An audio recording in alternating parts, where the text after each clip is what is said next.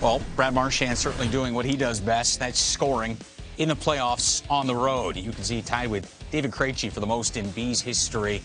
The one tonight, certainly a big one, as it gets Boston a victory in this best of 7. He's now got 22 on the road in the playoffs. And Stu, Bruce Cassidy said prior to this one, we need more from our top guys, essentially calling out the likes of Bergeron and Marchand in this game. And what do both those guys do? They have a big impact in this Game 2 victory. Yeah, and this is what we've seen historically from this Boston Bruins group. I mean, with that perfection line intact and assuming they're healthy, you know, this club has gone through stretches where they're off their game and with high-end execution, JMO, and that's exactly what Coach Cassidy is talking about when he's demanding that his big guns set the example for the rest of the group. And I'll tell you, you know, laying the foundation for that, it's the likes of the DeBrusques and the Richies that we saw in Game 1 for this group. And I thought, too, there's a lot of buy-in from Taylor Hall and Craig Smith. An important deadline acquisition is Taylor Hall. And this game's looking awfully bleak until Taylor Hall's able to notch his first playoff goal as a Bruin, ultimately tie this one, give this group a good bit of momentum going into the locker room before overtime starts. And I'll tell you what, they came out of the room to start OT like a house ablaze. Marchand, Pastrnak leading the way. Hey, look, this Boston Bruins team post-trade deadline is a different team. Now they look like the best version of themselves, which has now kind of equalized the series, and a big part of why this series is now knotted at 1 game apiece, especially in this win here.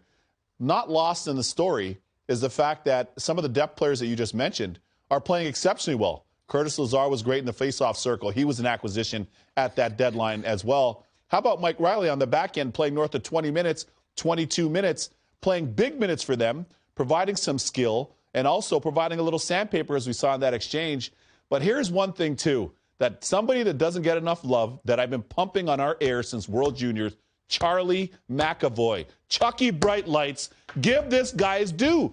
He played almost 27 minutes to lead all skaters in this game, all situations, throw him over the boards. You don't have to worry about matchups with him. This guy's an absolute gamer since he came into the league out of BU.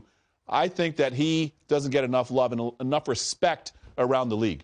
And certainly a theme in this game, too, Stu, is the unlikely heroes. You got a guy like Garnet Hathaway who had 5 goals in the regular season. He had back-to-back goals, 2 goals in this game, too, in a losing effort. And Jake DeBrusk, we weren't even sure if he was going to be on the roster come playoff time. He's inserted back into the lineup, gets a goal in Game 1, and gets another goal here in Game 2. So this time of year, it always seems to be the unlikely heroes that shine the brightest.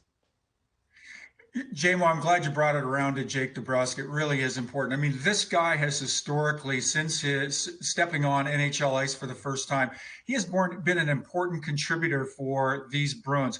Had probably his most lackluster regular season, this pandemic-shortened season, over 56. An important first strike here follows up Charlie Coyle around the back of the net.